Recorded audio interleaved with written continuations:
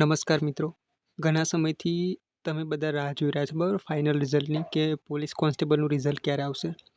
અને બીજી તરફ એવી મૂંઝવણ પણ છે કે શું પહેલાં પીએસઆઈનું રિઝલ્ટ આવશે કે પછી એલઆરડી એટલે કે કોન્સ્ટેબલનું, બરાબર. તો જો આમાં એક વસ્તુ હું તમને ક્લિયર કરી દઉં કે હાઈકોર્ટે ચુકાદો આપ્યો છે, નો ડાઉટ, બરાબર છે, કે પહેલાં ભાઈ ઊંચી પોસ્ટનું રિઝલ્ટ આપવાનું અને પછી નીચી પોસ્ટનું, અને એનાથી છે ને સીટ ખાલી ન રહી જાય. આ વસ્તુ ક્યારે કીધી ખબર છે હાઈકોર્ટે?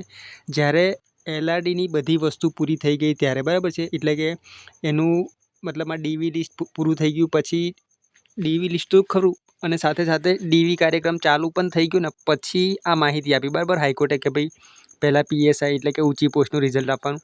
હવે આમાં થશે કેવું કે ભરતી બોર્ડે એલઆરડીની બધી મતલબમાં કામકાજ પૂરું કરી નાખ્યું અને પીએસઆઈનું હજુ બાકી છે, બરાબર છે. તો આ જે હાઈકોર્ટનો નિયમ છે ને એ ભરતી બોર્ડ માનશે તો ખરું, પણ કેવું નવી ભરતી જે આવશે ને એની અંદર માનશે. કારણ કે હવે જો ડીવી ના આવ્યું હોત, બરાબર છે, અને એની પહેલાં હાઈકોર્ટે આદેશ આપ્યો હોત કે તમે ભાઈ પીએસઆઈનું પહેલાં આપજો અને પછી એલઆરડીનું આપજો, બરાબર છે. તો એ લોકો છે ને મતલબમાં પોલીસ ભરતી બોર્ડ એવી રીતના કામ કરત કે પહેલાં પીએસઆઈનું ડીવી લિસ્ટ આપોત અને એનો જે ફાઇનલ લિસ્ટ છે એ આપોત અને પછી એલઆરડીનું આપોત. પણ આ તો એલઆરડીમાં સમય લાગે, બરાબર છે, ડીવી કરાવતા, કારણ કે એમાં 12,000 વિદ્યાર્થીઓ લેવાના છે એટલે 24,000 જણને બોલાયા છે, બરાબર. તો એમાં ઘણો બધો સમય જાય એટલે ભરતી બોર્ડે પહેલાં એલઆરડીનું આપ્યું, બરાબર છે. અને આ જે કાર્યક્રમ મતલબમાં ચાલુ થઈ ગયો, બરાબર, ડીવીનો, અને પછી હાઈકોર્ટ એવું આદેશ આપે છે કે પહેલાં ભાઈ હાયર પોસ્ટનું પછી લોઅર પોસ્ટનું.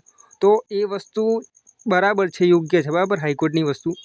પણ આ વસ્તુ છે ને નવી ભરતી જે આવવાની છે ને 2026-27માં એની અંદર લાગુ થશે. કારણ કે હવે ડીવી તો પૂરું થઈ ગયું અને આજે 20-25 દિવસ બી થઈ ગયા અને પીએસઆઈનું તમને ખબર છે કે નવેમ્બરમાં આવવાનું છે, બરાબર છે.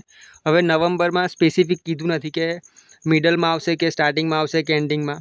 હવે માનીને ચાલો કે આપણે 15-16 તારીખ એટલે કે મિડલની અંદર આ, બરાબર છે, પીએસઆઈનું રિઝલ્ટ. તો એનો મતલબ એવો થાય કે હજુ સુધી બીજા 15 દિવસ છે ને એલઆરડીના મિત્રોને બેસી રહેવું પડે, બરાબર છે. અને 15 દિવસ તો છોડો, હવે 15-16 તારીખે તમે માનીને ચાલો કે ડીવી લિસ્ટ આ, બરાબર છે, પીએસઆઈનું. તો એમાં કેવું કે ડીવી કરાવતા 10 દિવસ જાય, બરાબર છે.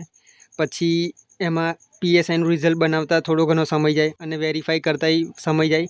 એટલે ડીવીનું લિસ્ટ આવ્યા પછી પણ એમાં છે ને ઓછામાં ઓછી 20-25 દિવસ નીકળી જાય. એટલે આ 15 ને પેલા બીજા ચલો ને 15 એટલે 30, એટલે મહિનો 1.5 મહિનો તો આમ જ નીકળી જાય. તો શું 1.5 મહિનો સુધી આ એલઆરડીના મિત્રોને બેસાડી રાખવાના? એટલે છે ને આમાં થોડુંક લોજિકલી વિચારીને આપણે તો છે ને એલઆરડીનું રિઝલ્ટ છે ને મારા ખ્યાલ મુજબ, મતલબ મારા મત મુજબ છે ને 10થી 12 દિવસની અંદર આવવાની પૂરેપૂરી સંભાવના છે, બરાબર. હવે તમારે માનવું હોય તો માનો ને ના માનવું હોય તો ના માનશો, બરાબર. કારણ કે આ મિત્રોને છે ને હવે વધારે રાહ જોડાવાય નહીં, બરાબર છે, ભરતી બોર્ડ. કારણ કે એ લોકોને આગળ મેડિકલ ને એ બધું બી કરાવવાનું હોય છે એટલે એમાં સમય જતો રહે. અને આ તો કંઈ પીએસઆઈની જેમ કંઈ 472 જગ્યા નહીં, આમાં 12,000 વિદ્યાર્થીઓનું બધું કામકાજ કરવાનું. એટલે એલઆરડીનું રિઝલ્ટ છે ને 10થી 12 દિવસની અંદર આવવાના પૂરેપૂરા ચાન્સ છે, બરાબર છે. અને એ તમારા ઉપર છે કે તમારે માનવું કે ના માનવું, બરાબર છે. તો આજે આટલું જ રાખીએ, બરાબર. ધન્યવાદ મિત્રો.